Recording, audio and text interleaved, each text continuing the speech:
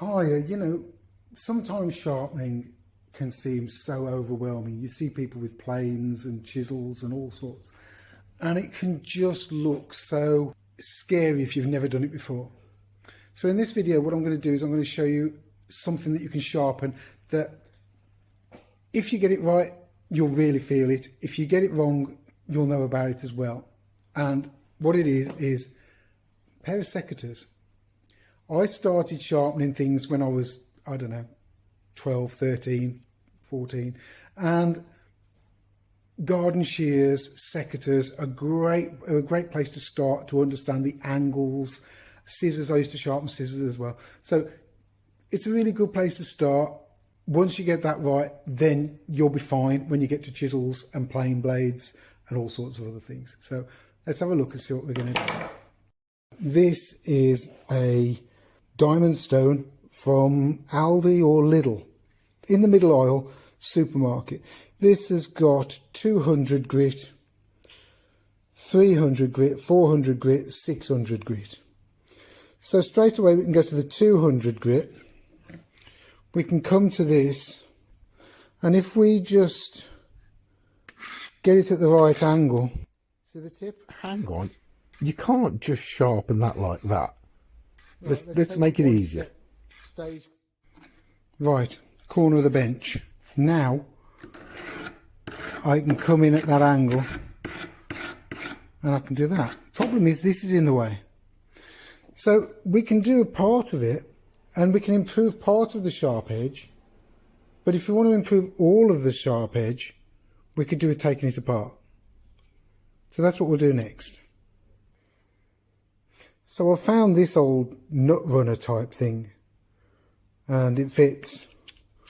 And it's hard to get sockets to fit these things sometimes, but if you look through the old toolkits and things, keep some of those old tools back so that you can sort little things like that. That fits there, but I've got nothing that fits that except for this monster.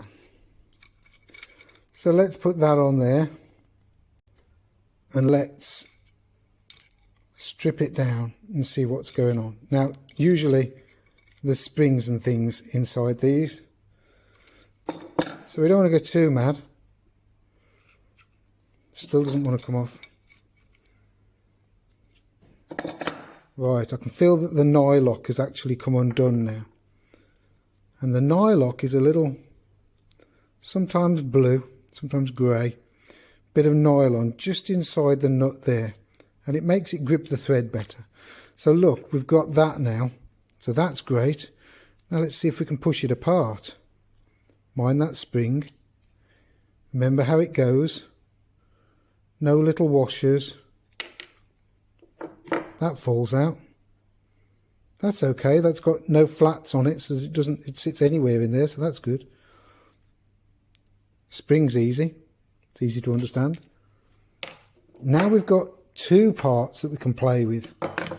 Now let's have a better go at this. Now we can get all around here. So let's go for the 300 grit now. And what we're after is we're after this bevel continuously round here. So find the bevel, look at where it's touching. There's an existing bevel there anyhow. If you can copy that existing bevel,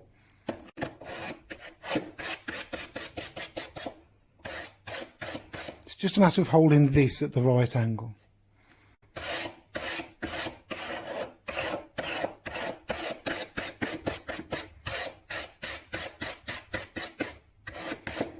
Right, next improvement you can do, we can get to the back of this now.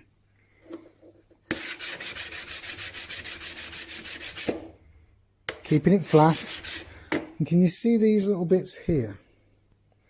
See those? That's where the metal's bent slightly, and that's the problem. That's why it won't sharpen sometimes. So we need to get rid of those little bent bits there, and if those go, it'll be sharper. A bit more then.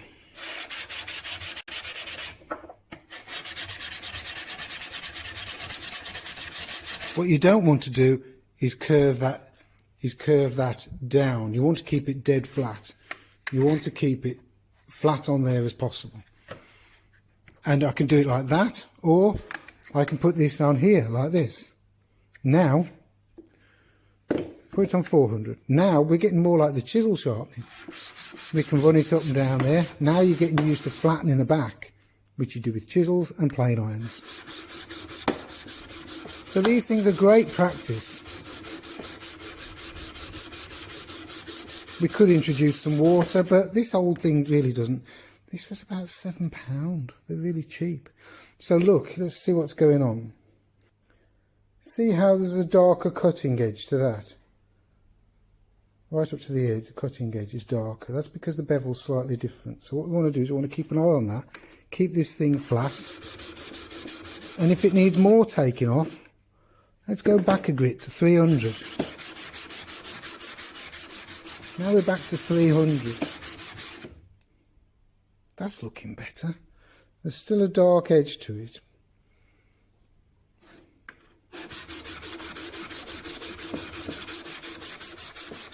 But we're not after perfection, we're just after sharper.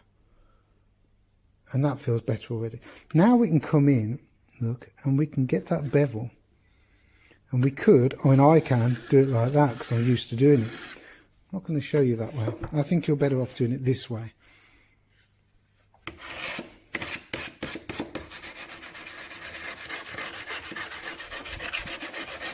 Maintain the bevel.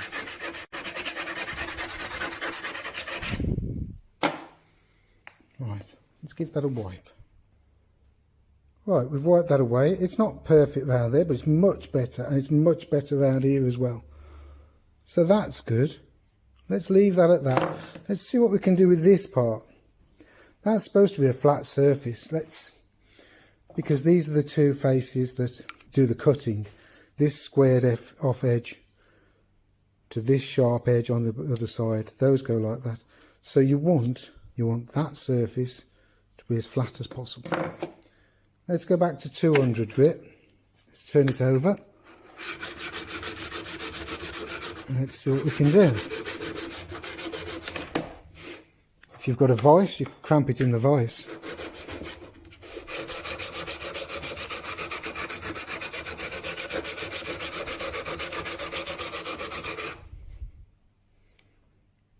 There you go, that's better straight away.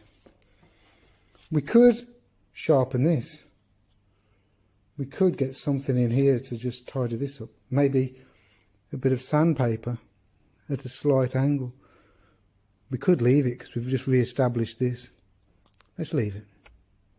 Let's put this thing back together and have a quick look and see how it's improved in just a few minutes.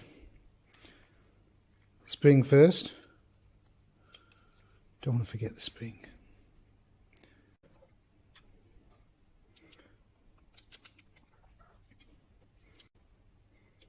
There you go.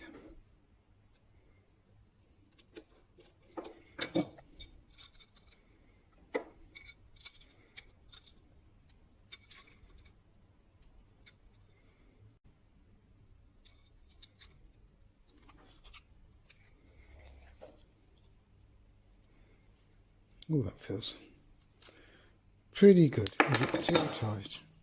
Oh, it's too tight. Look at that. It's not letting the spring do the work. That's all right. Slightly over tight, it's fine. Just release it a bit. There you go. Wants to open on the spring. Sounds better.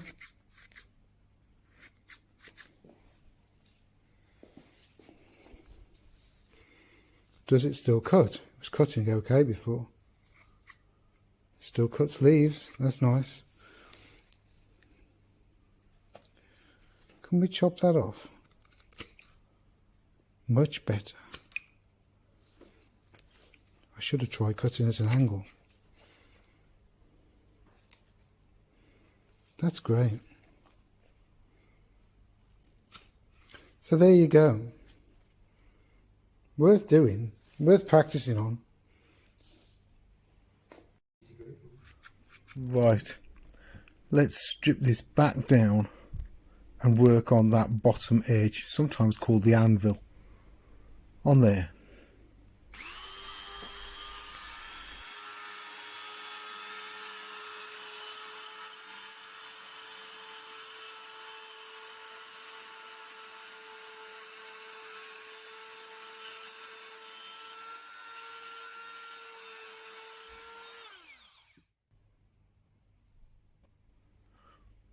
And now we can work on that flat surface with 300 grit, keeping it all flat.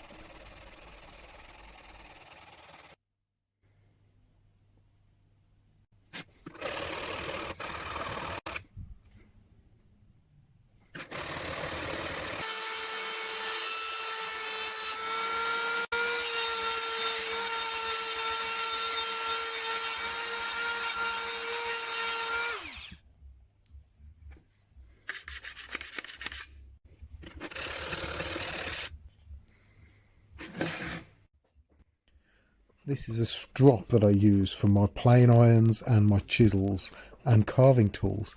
It's got a polishing compound that will take the grit up effectively to about 50,000 grit. So this will greatly improve the 600 grit I've used on the diamond stone.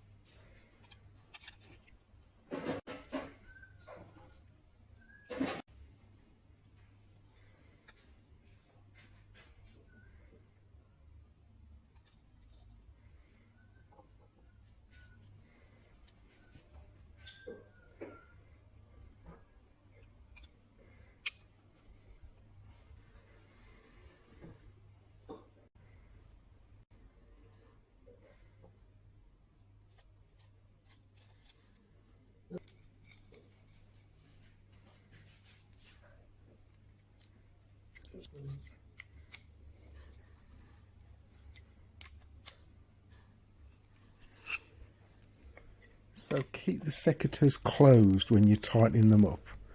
That'll just stop anything going wrong. But as you can see here, it's a bit too tight. So what I'm going to do is just undo it. And that nylock's doing a brilliant job of holding it. There you go. It's loosened. But I'm going to show you again, look. Tighten it back up. Just loosen it until it just... There you go. Until it just springs back. And listen to them. Just listen to how they sound.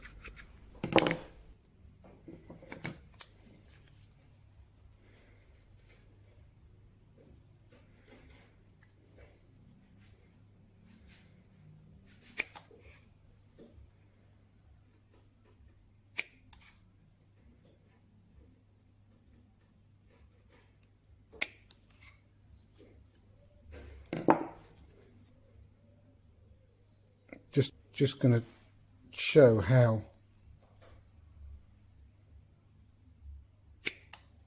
wow, hear that? Sounds good, doesn't it?